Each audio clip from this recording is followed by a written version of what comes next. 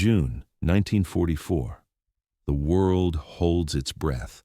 Across the Atlantic, cameras capture the clash on Normandy's shores. Soldiers fall, waves turn crimson, and the images sear themselves into memory.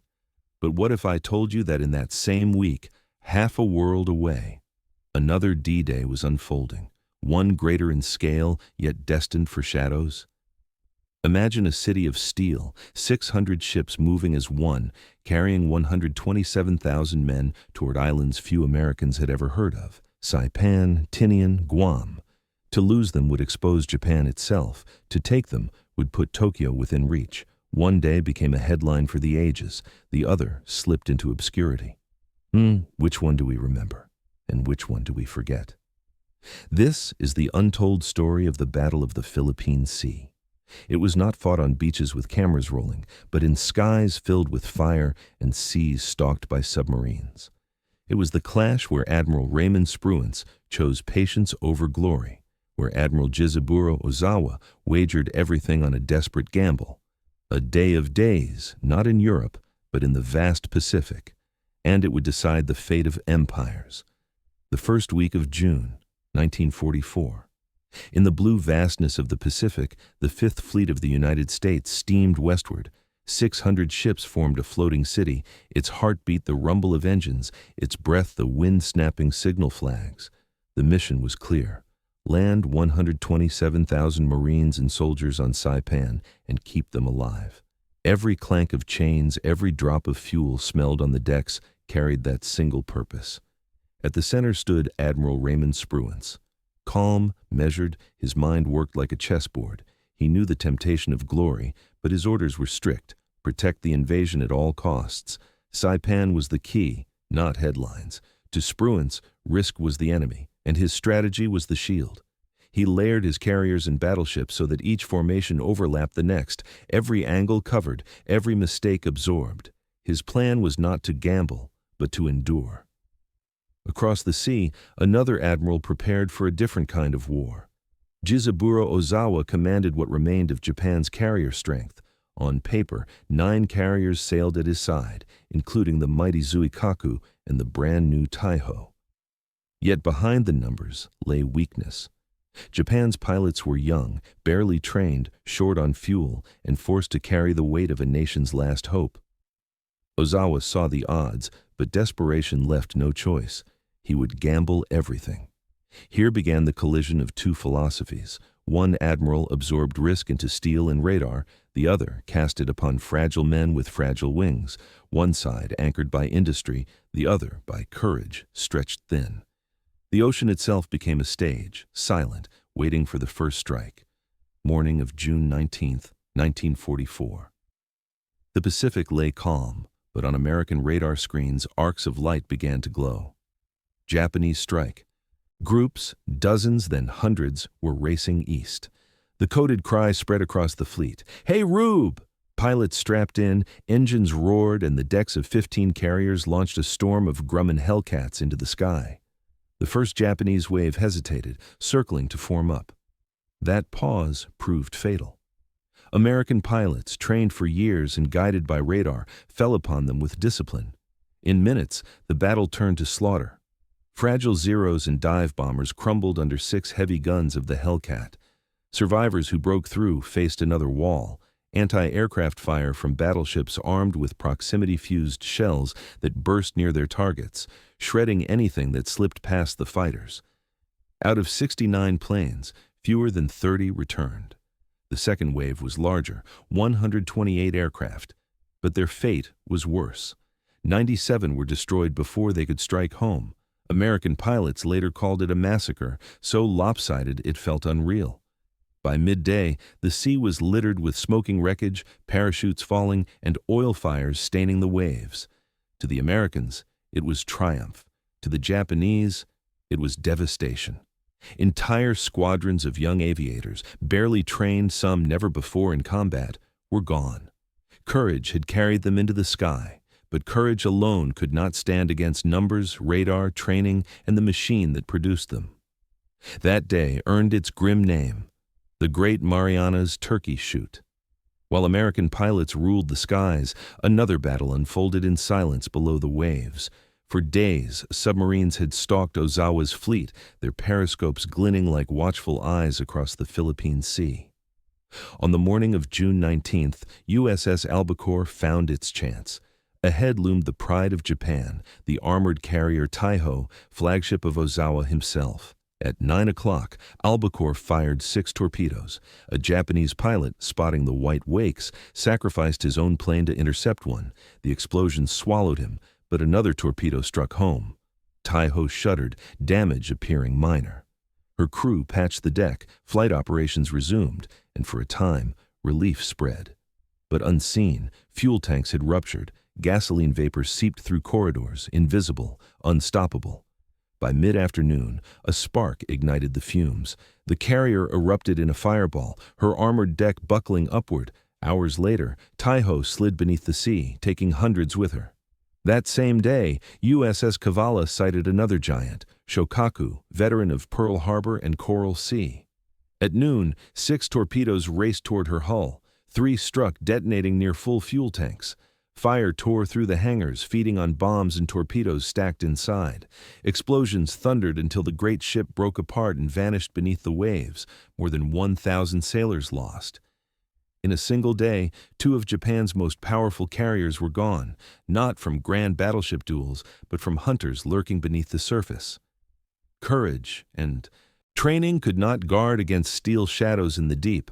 The blow cut deeper than metal. It robbed Japan not only of ships, but of pride, experience, and the illusion of invincibility. Even as victories piled up, tension rippled through the American fleet. On the decks of carriers, pilots paced, restless, eager to chase the enemy westward. They believed overwhelming strength should be used for offense. To them, every hour of waiting meant lost opportunity. Their leader, Admiral Mitscher, shared that hunger. He urged bold action, find Ozawa's fleet, strike hard, and finish the job. But above Mitscher stood Admiral Raymond Spruance. His orders from Nimitz were clear: protect the Marines on Saipan. Glory was secondary. If the fleet chased west, it risked leaving the beachhead exposed to counterattack. To Spruance, the true nightmare was not losing carriers, it was losing Saipan. He tightened his lines, recalled groups bombarding outlying islands, and kept the shield firm. The debate sharpened. Pilots called his caution timidity. Some officers whispered that he was wasting the chance of a lifetime. Memories of Midway burned bright. There, boldness had won the day. Why not now? But Spruance resisted. He saw what others ignored. By hammering Guam and Rota daily, his flyers destroyed the very airfields Ozawa needed for his shuttle bombing plan. Defense, too, could be offense. In the quiet of the flag bridge, Spruance weighed every choice. To attack meant risking the mission. To wait meant ridicule from his own men. History would judge him harshly if wrong. But the Marines clawing at Saipan's beaches had no margin for error. Spruance chose them over headlines. His shield would hold June 20th, 1944. By afternoon, scouts finally pierced the haze of ocean and cloud. At 1540, a report crackled across the radios. Ozawa's fleet had been found, coordinates placed it more than 200 miles west, beyond the safe radius for many aircraft. Time was short, fuel margins thin, and daylight fading fast. To strike meant gambling not just planes, but men against distance and darkness. Admiral Mitscher did not hesitate. At 1624, his order echoed across carrier decks: launch the strike. One by one, 226 aircraft roared skyward. Hellcats, Avengers, and dive bombers stretched westward, chasing the sinking sun. Pilots knew the math. Fuel needles already trembled near danger. The ocean below was empty, endless, and merciless. At 1900 hours, they found their quarry. Against the last glow of twilight, the silhouettes of carriers and battleships rose. The Americans dived. Bombs screamed down. One torpedo tore into the carrier Hio, fire engulfing her decks until she exploded in flames. Zuikaku and Junyo staggered under heavy hits. The battleship Haruna shuddered beneath an explosion. 2 vital oilers erupted in towers of smoke, leaving Ozawa's fleet bleeding fuel. In 20 minutes, the strike tore deep wounds, but the true battle was only beginning. The sun had vanished. 200 miles of black water now separated the pilots from their carriers. Fuel ran low. The Pacific night waited to swallow them. Darkness fell like a curtain across the Philippine Sea. The American strike group had delivered its blows, but now hundreds of pilots faced the most dangerous flight of their lives. Fuel gauges dipped into the red. Horizons vanished into blackness. Radios crackled with broken calls. Men lost, unsure of bearings, counting minutes until engines sputtered dry. On the carriers, tension gripped every deck. Doctrine demanded blackout and silence. To reveal position with lights risked submarine attack. Yet to obey meant abandoning their own aviators to the sea. Admiral Mitscher faced the choice.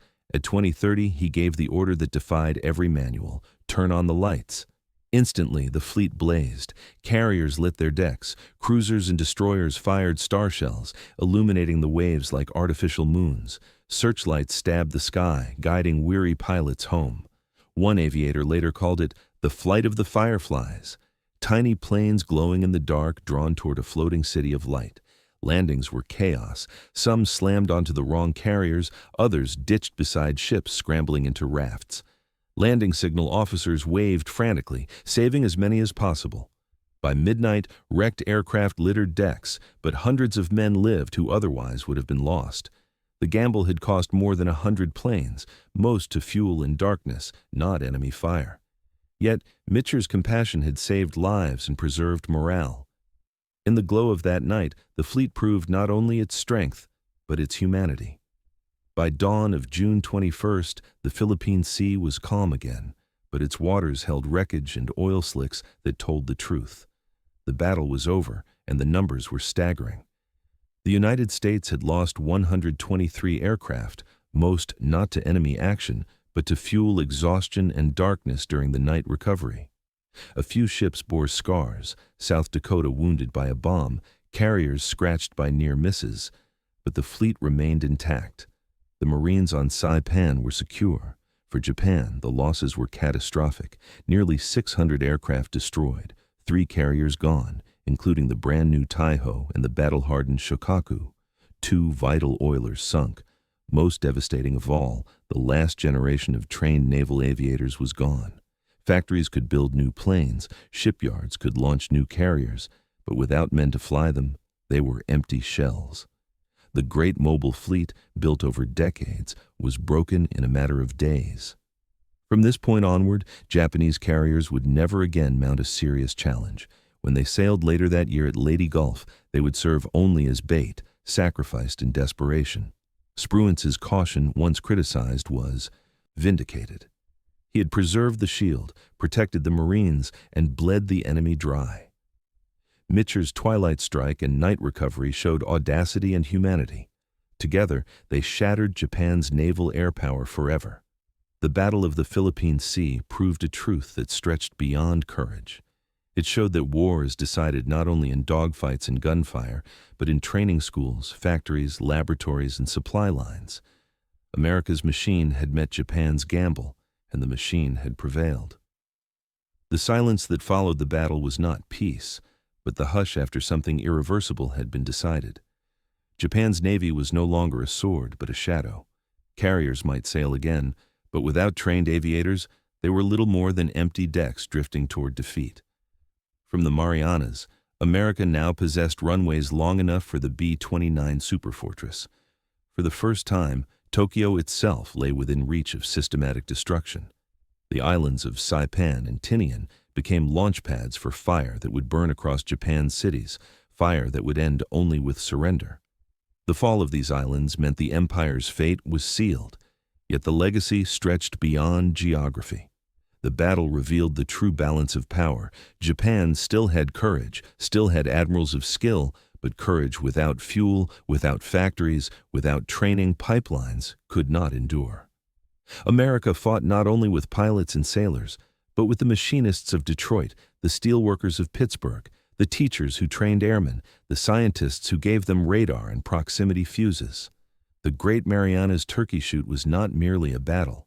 It was the visible proof that Japan's age of naval supremacy was finished. It showed the world that wars in the modern age are won not only by bravery at the front, but by the invisible might of industry, education, and science at the rear. The Battle of the Philippine Sea has often been overshadowed by the headlines of Normandy, yet its legacy is no less decisive. In those June days of 1944, Japan's carrier strength was broken, its last aviators lost, its empire's fate sealed. Saipan was secured, and from its runways, the B-29 would soon fly, carrying the war straight to Tokyo. This was the Other D-Day, a clash fought not on beaches, but across sky and sea, where Spruance's patience and Mitscher's boldness together crushed Japan's last hope. It was a victory forged not only by courage, but by the weight of industry, the discipline of training, and the quiet strength of technology. World War II was decided not only in Europe, but also here, in the vast Pacific. World War II was shaped not only by soldiers storming beaches, but by the machinists, the scientists, and the teachers whose work made victory possible. And World War II reminds us still that courage without supply, without preparation, without vision, cannot endure against a storm. The Philippine Sea teaches a lasting lesson. Power is not only in ships or planes, but in the systems that sustain them. The shield held, the gamble failed, and history turned. So when we remember D-Day, let us also remember this one, the day that clipped the Empire's wings and ensured that freedom would prevail across the Pacific.